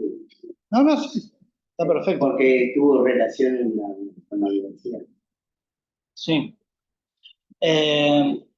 Bueno, entonces le contesta Rolando García a Mario Bunge, lo trata de un gorila en estado puro, que dice que es una especie en vía de extensión. Dice que para entender al socialismo en Argentina lo traduce al alemán, lo cual, escribiendo desde Dinamarca, lo bardea, pero en realidad ahí la discusión es sobre si está bien o no que el Estado dirija la actividad científica.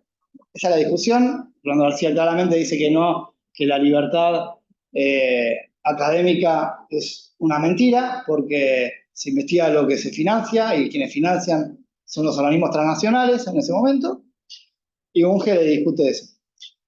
Pero yo quiero tomar este fragmento, que tiene que ver con la pregunta de la ubicación o no de Rolando García dentro del peronismo. Quienes estamos en el Consejo Tecnológico del Movimiento Nacional Justicialista, pensamos que el peronismo produjo una revolución social que abrió la única posibilidad que se haya dado en el país de un movimiento masivo, netamente antiimperialista, antioligárquico y antiliberal. Bueno, acá es claro, él es parte de esto y lo impulsa. Sigamos. Esto era el 73, ahora vamos al 84. Y acá hay que explicar algo, que no, creo que no está en este texto, está en otro, va a salir pronto, espero. Cuando vuelve la democracia, ¿quién es nombrado secretario de Ciencia y Técnica? ¿Era secretario? Secretario. Sadowski. Bueno, García en esta entrevista parece más o menos que está pidiendo trabajo. Estoy bardeando demasiado. Está pidiendo volver a la Argentina a aportar lo suyo. Y está enojado con Sadowski. De hecho, en este reportaje García dice, no, que el otro día estaba viendo la tele, estaban hablando de la noche de los tonos largos, y dijeron el decano Sadowski. No, Sadowski había sido el vicedecano. Así que como que lo están ninguneando, ¿no? Por todos lados. ¿Y por qué no viene a trabajar a Argentina? No me perdonan, dice García, haber intentado sumarme a una corriente revolucionaria, izquierda, o como quiera llamarse, dentro del peronismo. Este gobierno tiene la idea de que el enemigo no es ni la dictadura militar, ni la oligarquía, ni la patria financiera, sino el peronismo. Lo he verificado uno por uno en entrevistas personales. Hablan de corrupción, pero se trenzan con ella. Bueno, todavía en el 84 asume el haberse sumado, intentado sumar, dice acá, a una corriente revolucionaria o de izquierda dentro del peronismo. Sigamos. Y en 1988, en la entrevista que veníamos trabajando antes, aclaro, para que no haya lugar a dudas de dónde hablo, yo me he considerado siempre una persona de izquierda, con cierta concepción del socialismo, pero no he militado nunca en ningún partido político. He tomado compromisos políticos, pero sin incorporarme al partido. Incluso cuando tomé un compromiso con Perón, lo primero que le dije fue, yo no me incorporo al peronismo, yo no me afilio. No, dice, eso es lo de menos, lo que interesa es que hagamos planes juntos. Yo he acompañado, no muchos, pero en algunas ocasiones, a movimientos políticos sin estar totalmente convencido. Entonces, dice en el 88 que él no se incorporó al peronismo, no se afilió. ¿No? Como si incorporarse al peronismo, que es un movimiento, sabemos, fuera... Claro, ¿no? La justificación de que no se incorporó es que no se afilió. Y ahí mi idea es que en los años 80, y en algún momento de los años 80, de manera como se van construyendo las ideas, y no el día que asume un presidente, comienza a aparecer esta crítica a la partidización de la vida universitaria, que antes no existía. Lo que existía sí era la idea de politización, lo que existía sí era una crítica a la universidad demasiado politizada por parte de algunos, pero la mayoría, la enorme mayoría de los actores en los años 60 y cada vez más llegando hacia el 73, asumían que la política en la universidad estaban totalmente imbricados y que eso no solo no tenía nada de malo, sino que era necesario porque se vivía una situación de dependencia, de crisis, de colonización mental, cultural, etc. Con lo cual, bueno, no nombramos mucho a Barsaski hoy, pero figura enorme referente de algunas de estas ideas, con algunas diferencias con Fernando García, pero en esa misma zona en la que se asumía que la actividad científica, intelectual, académica, tenía que estar en consonancia con un proyecto de país y en particular con eso que llamaban la salida de la dependencia, la liberación nacional o el desarrollo. Fernando García discute ya en esta época la idea de desarrollo científico en una discusión abierta con el desarrollismo frondicista, ¿sí? En una mesa redonda que organiza Ciencia Nueva, por ejemplo. Pero la idea de politización de la actividad científica, que en algunos casos es tolerable y es muy recurrente esta idea. Yo me acuerdo hace un año o algo así, una actividad que organizaron ustedes, Carlos, me parece, sobre también homenaje a Fernando García. Yo trato de no perderme ni estas cosas, porque siempre rescato algo interesante. Schroeder, un colega, SSH empieza. Schrager, Sí. ¿es sociólogo? No, un señor grande. ¿Cómo? Bueno, un señor mayor que había trabajado con Fernando García. Bueno, estaba Berta Braslaski y dice Silvia. Y dice Silvia. Y dice, bueno, sí, había mucha política, hablando de los 60, mucha política universitaria. Sí, pero política académica, no partidaria. Bueno, esta idea es muy recurrente. Respecto de la experiencia de la Universidad Reformista, la década de oro, el paso de Rolando García por acá, sí, se hacía política, pero no política partidaria. El mismo Rolando García, en 2003 todavía, de ahí tengo otro testimonio, a ver si está ahí. Sí. Nuestras luchas universitarias fueron duras, pero nunca en representación de los partidos políticos. Cuando después de unos años volví y vi a la universidad dividida en radicales, peronistas, pensé, bueno, se acabó la universidad. 2003. Bueno, es llamativo, ¿no? Después de todo lo que vimos de su nivel de participación y adhesión al peronismo del 73. Y no hay tampoco un, bueno, no, me equivoqué, o no, me arrepiento, o, bueno, fracasé. No hay menciones, no hay una recuperación de esa historia. Salvo lo poco que vimos de, bueno, cuando tomé compromisos con Perón, en realidad no me afilié. Pero cuando uno ve las fuentes primarias, uno ve un compromiso mucho más firme, ¿no? El Consejo Tecnológico del movimiento peronista se reúne con Perón. Aparece en la bibliografía, es muy fuerte esta idea de la politización, Oscar Terán, Beatriz Arlo, de que el campo universitario, en realidad el campo cultural en general y también el universitario, quedó contaminado por la política, quedó subsumido, un campo que debería ser autónomo, un campo universitario académico que no debería ser afectado por la política, que en algunos casos no se acepta este discurso, pero sí este otro, de que la política está bien, pero no partidaria. Entonces, cuando nosotros en la Universidad de Oro, en realidad el movimiento reformista, no hacíamos política en nombre de los partidos, dicen los testimonios. En el reformismo había socialistas, comunistas, radicales, pero nosotros hacíamos política académica, no hacíamos política en nombre de los partidos. Esto aparece en los testimonios de manera recurrente. Esta crítica a la idea de partido y de partidización no estaba en ese momento, creo yo. Todavía podríamos refutarlo. Es una construcción de los años 80 que tiene que ver justamente con que no se podía procesar o no se procesó ese pasado de los años 60 y los 70, no se pudo incorporar a un relato, sino que se negó, ¿no? Quedó silenciado, omitido, pasado de largo. Ese fracaso también, esa derrota de muchos protagonistas que después tuvieron que seguir viviendo y siguieron haciendo vida intelectual y vida académica, ¿no? Esa negación de Emilia Ferreiro en los últimos años que yo intenté, por lo menos conmigo, capaz que, pero bueno, tampoco encontré testimonios que le haya dado a otras personas sobre esto, sobre... ¿En Ginebra qué onda? Con Villalón, ¿lo conociste? No sé, 2 preguntas que hubiera hecho. Ella también participa de la Universidad del 73 en la Facultad de Filosofía y Letras y en la carrera de Educación, sobre todo. Una Emilia Ferreiro que en realidad es quien presenta a Rolando García con Piaget, no sé si esto se conoce tanto, y no al revés. Entonces, Oscar Terán, por ejemplo, plantea un pasaje de los años 60 a los 70 del intelectual comprometido al intelectual orgánico. Hay una idea de que el compromiso político estaba bien hasta ahí, pero ya el intelectual orgánico que está medio en un partido no, ¿sí? Y en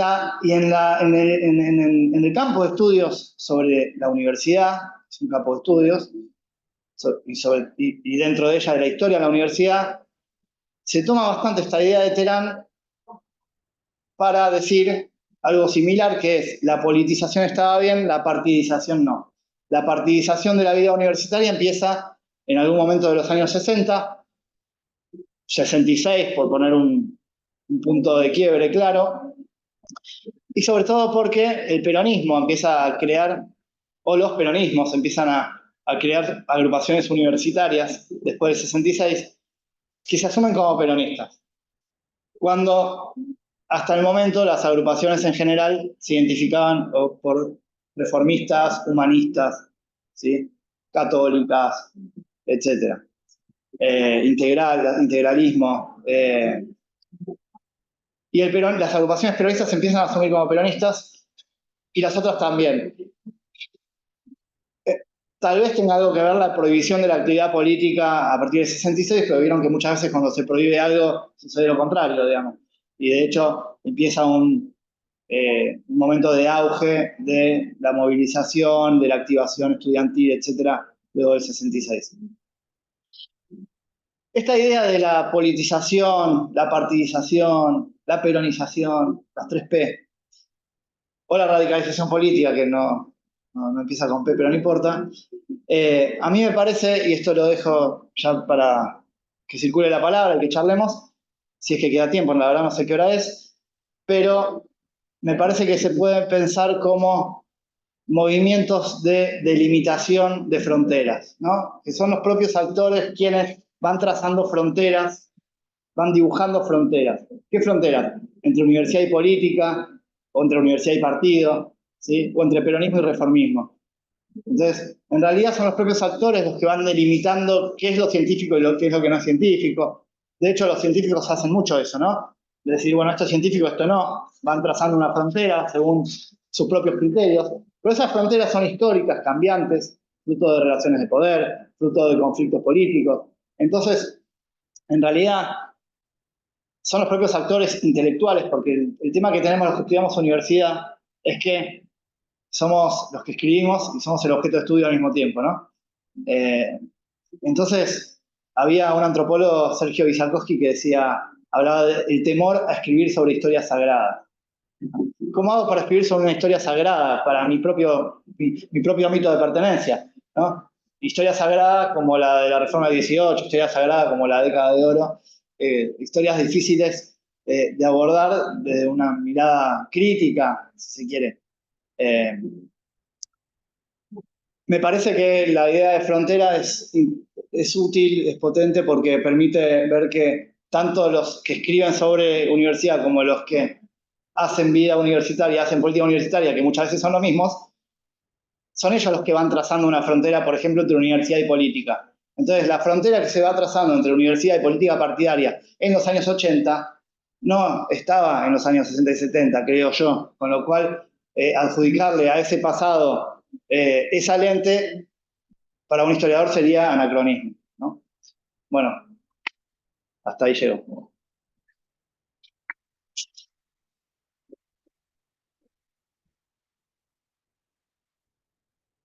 Perdón, y eso justamente hace que no se estudien esos planes de estudio, esas políticas científicas, etcétera, ni siquiera se las vaya a buscar muchas veces porque no, ahí había toda una contaminación de la política sobre el campo. Sí. Quisiera, un poco tomando lo que decís de la es lisa y llanamente para mí, oyéndote a vos y recordando lo que has comentado en el 24, es lisa y llanamente la negación del proceso.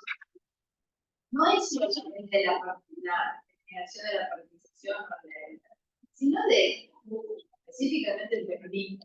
Porque a partir de los 80, una economía que va a construir su ingeniería en la universidad porque funciona la lugar del radicalismo. Ahí estaba la participación, la transformación hegemónica, y sin embargo, cuando recién, digamos, se vuelve un proceso peronista y se empezó el kirchnerismo después, ahí empieza de nuevo a crearse esa idea de la antipartidización y de la cosa independiente. O sea, a mí me parece que hay como una reacción del cuerpo académico, que sea de la universidad, que reacciona de alguna manera nada, o sea, lo del peronismo, o sea, digo, porque la cosa del discurso antipartidista existe en la humanidad, existe, pero existe, digamos, con distinta vara, dependiendo de lo que se pide. El radicalismo es claramente lo que define la política en la universidad. Lo vimos el otro día en marcha la definió, digo, que la marcha universitaria fue de alguna manera, digo, si no está junto el Partido Radical, digamos, o la universidad, pero nada, no sé, No, pero está buena. está bueno, pero siento que un poco a ellos les gusta decir que ellos se encargan de radicalizar. Sí. Ellos se encargan de administrar cosas, gestionar y un poco como que hay este discurso de que ellos no usan como la universidad como partidarios, y que no es así, pero tienen un poco ese discurso y que ellos se manejan con transparencia, y que eso es cuando no importa que haya un caja gestionado de la UBA, o para países financieros, para el capital, y todo eso, pero que hay como un cierto discurso y que ellos oponen como su manejo en la UBA medio alto, vos decís, en el debate cuando volvió el kirchnerismo, cuando surgió las universidades conurbanas, como que anteponen esos dos modelos, y es medio como que hay una tensión ahí de algo que en realidad se puede explicar, que tiene como una eje en común. A mí me parece muy interesante que vamos a poner el curso, yo también pensaba que es interesante que esta gente que tiene una posición de representar las cosas que se llaman todos como aguado, moderado el discurso. Me encantaría también saber quiénes estaban con ustedes en esta época cuando se volvió a la democracia. Me parece que seguro fueron como procesos que seguro fueron procesos que se dieron en conjunto y que también ahí seguro que con ustedes que en un momento estaba más tenían una intención más política, con ustedes no momentos siempre trata de también con contención, ¿no? Siempre tiene con la administración del sistema académico, la administración del sistema científico, como más bien se sustrae de las problemáticas que hay en el país en cada momento. Incluso ahora. Dos comentarios respecto a la habilidad de la Respecto a la de Andrea, yo no tengo tan identificado por mi corta trayectoria en la universidad desde cuándo pasa esto, pero por lo menos desde que estoy en la universidad, yo tengo esta sensación, y quienes militamos en alguna agrupación lo sabemos muy bien, que estar afiliado, o sea, representar un partido político en la universidad es casi mala palabra. Yo tengo una pregunta más. No. Incluso quienes las agrupaciones están vinculadas de alguna manera a un partido, tienden a ocultarlo un poquito, porque saben que si lo decís muy fuerte, perdés muchos votos. Eso es algo que pasa, está instalado. Incluso el radicalismo en la universidad no se presenta como radicalismo. No hay forma. La mayor parte del estudiantado, hoy el radicalismo es el gobierno innovado por lejos, mucho lejos, pero en ninguna facultad se estudia como radicalismo. Dudo que la mayor parte de las personas que lo voten sepan. Y eso, digo, no es una crítica del radicalismo, creo que eso pasa en la mayor parte de las agrupaciones. Bueno, ahora es un espacio. Después del 2001.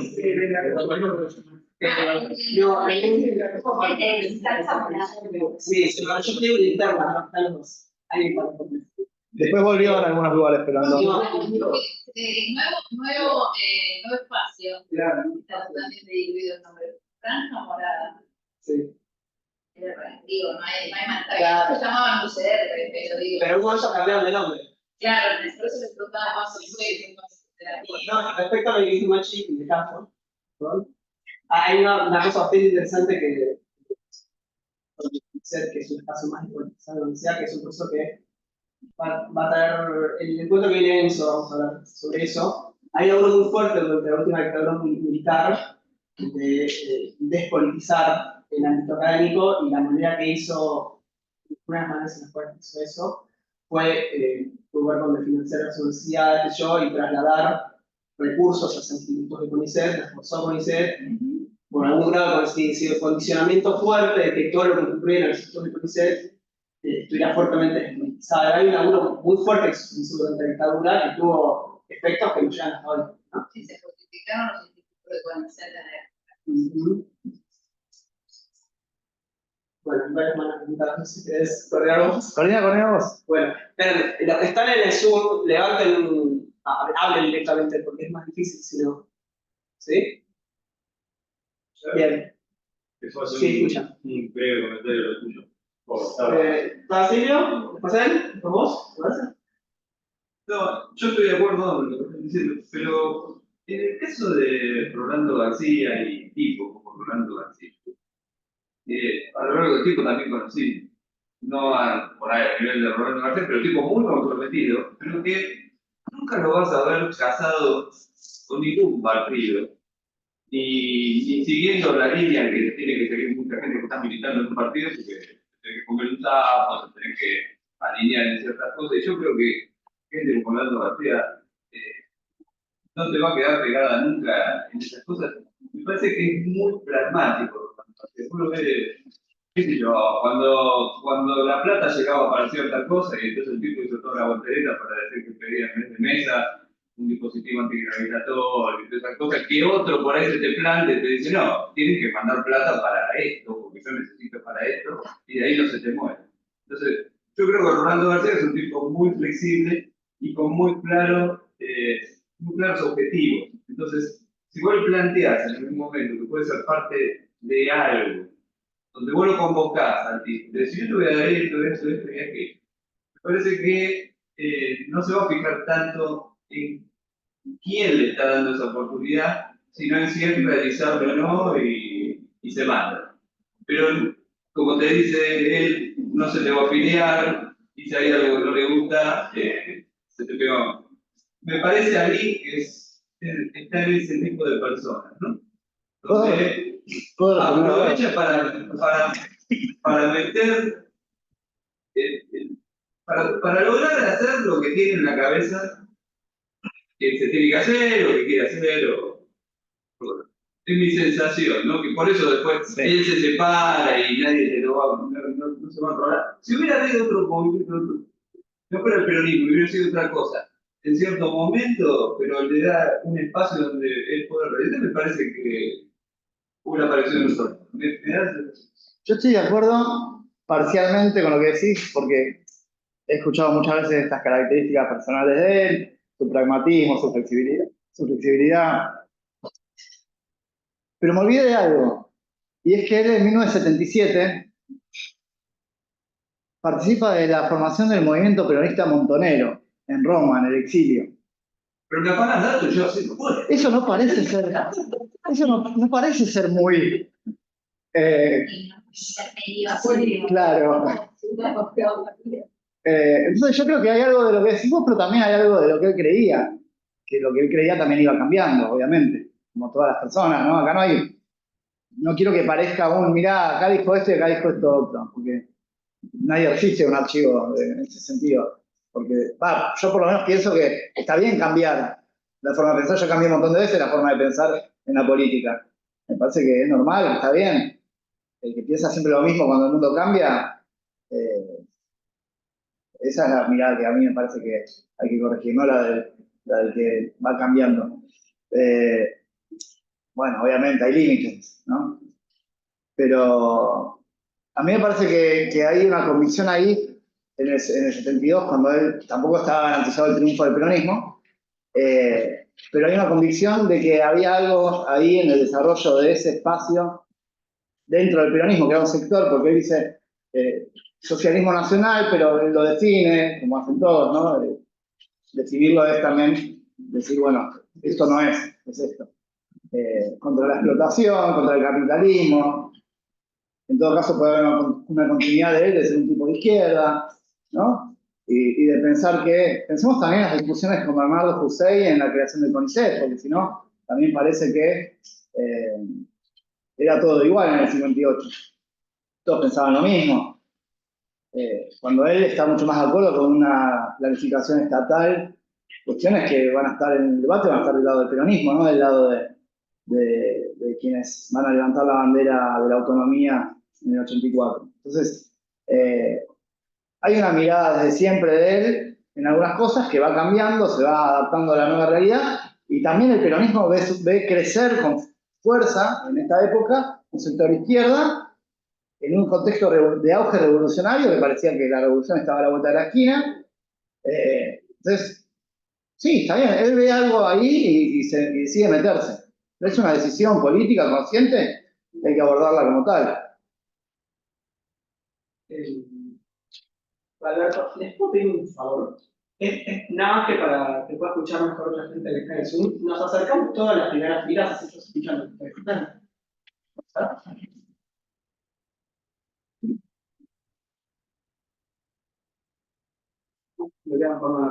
Igual no dura mucho el movimiento peronista montonero, está en una reunión, pero parece que incluso va como encargado de escribir un documento. Gracias. Y ahí quedó, y no hay nada de datos. 77. Sí, el movimiento peronista montonero es como un armado frentista que se lanza en Roma, en el exilio, y ahí está la rama de intelectuales, artistas, no sé qué, que la dirige Rodolfo Puigros, y ahí entra Rolando García. Bien. Cuando Rolando García dice haber tenido muchísimas diferencias con Puigros, justamente por la Universidad de 73. Alberto. Bueno, no, son varias cuestiones, pero no quiero monopolizar porque primero voy a referirme a la temática que nos ocupaba la universidad del 73 y parte del 74, que es y eso es lo que hace a a nuestra facultad. Y que entiendo que tiene rasgos diferenciales a otras facultades como la que se mencionó, o a otras carreras como la de sociología o aún la facultad de arquitectura que en esa época estaba en nuestro segundo piso, donde ahora tenemos los laboratorios, pero que estaban en el taller total, etc. Lo que quiero significar es que la relación de cambio en la práctica que hubo fue fundamentalmente en la democratización de la enseñanza en el 73, cosa que se reflejó en que profesores tirados por la ventana, que fue un imaginario digamos, de los sectores reaccionarios para teñir a la Universidad del 73, no ocurrieron acá, salvo en algunos casos puntuales y muy celebrados por los que fuimos alumnos de estos profesores trogloditas en lo científico y en lo académico. Como recuerdo, la vicedecana de Sardini, Flavia Posidoni de Albinati. Pero a Sardini lo echamos 3 veces antes del 25 de mayo del 73. Y vuelven al 74. Vuelven en el 74 con la misión Ivanisevic y Otalagano. Lo que quiero decir es que, por un lado, se implementaron cambios, por ejemplo, en la enseñanza de los primeros años de las materias básicas de matemáticas, lo cual permitió una interacción muy superior de los alumnos con los ayudantes de segunda y los profesores. Eso, por un lado. Eso fue aplicado fundamentalmente en el área de matemáticas, la enseñanza de la matemática para todas las carreras. En el caso de las químicas, hubo un cambio importante también en las materias de los primeros años. Hubo algo que permaneció incólume, incluso desde la Revolución de 43, que es el grupo dominante, que aún lo sigue siendo, aunque con otros actores, es una genealogía, que es el Departamento de Química Orgánica. Este departamento fue inmune a todos los cambios políticos y en general estuvo atado al poder real detrás del trono de la Argentina. Así que esa es la otra cosa que quiero decir cuando se analiza la conducta de Rolando García,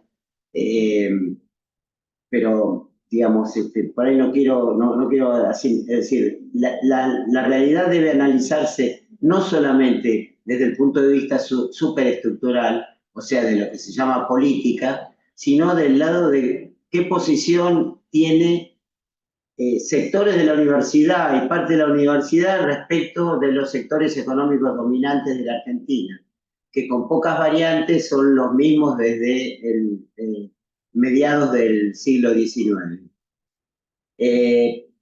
Quiero decir, hubo variantes muy importantes a partir sobre todo del 17 de octubre del 45, pero hubo un cambio de correlación de fuerzas dentro de los sectores dominantes, que hizo crisis y motivó la movida de Perón. Pero si no se analiza, entonces, la relación con la estructura, o sea, con los sectores dominantes, se corre el riesgo de relativizar los comportamientos de las personas. Rolando García, como casi el grueso de nuestra facultad, fue fundamentalmente un antiperonista en su época de estudiante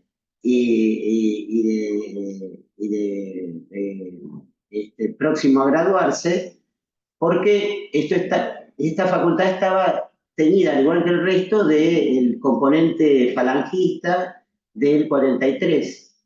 Y esto se acentuó a partir de los aspectos más autoritarios del gobierno de Perón con el secuestro de presidente del Centro de Estudiantes del Doctorado en Química, Ernesto Bravo, que motivó la huelga nacional universitaria del 51. Eso tiñe la trayectoria de los jóvenes que eran estudiantes en ese momento, y después, en el producido el derrocamiento de Perón, empieza una evolución que incluso pasa también por el apoyo al pacto Perón-Frondizi. Muchos intelectuales, aunque no lo dijeran expresamente, tenían muchas, como fueron los hermanos Viñas, por ejemplo,